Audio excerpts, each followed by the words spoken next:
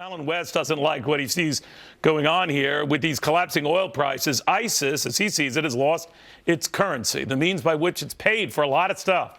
And it has to get money from somewhere. And the former congressman, a retired lieutenant colonel, says, guess what pays the bills? I guess ransoms are what do it, right, Colonel?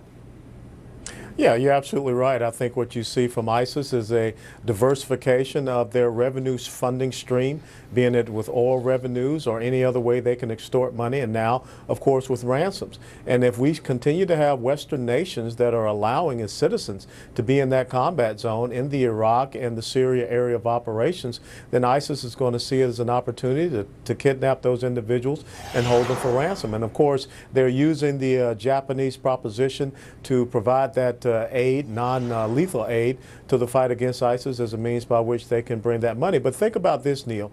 It was a year ago in the State of the Union address when the president stood up and said that America is safer now than it ever has been, that we have zeroed out our troops in Iraq, and he was dismissive of this 3,000-man terrorist gang back then known as ISIS, the Islamic State, and he called them the JV team. Look at where we are today.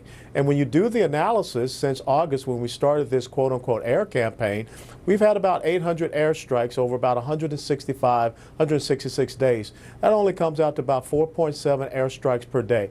We are not degrading ISIS. We are not defeating them. We are definitely not destroying them.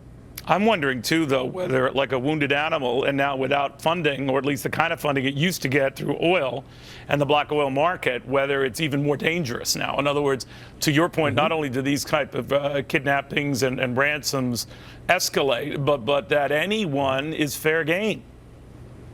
They are far more dangerous because, first of all, you know, the importance of understanding their ideology is that is what fuels them.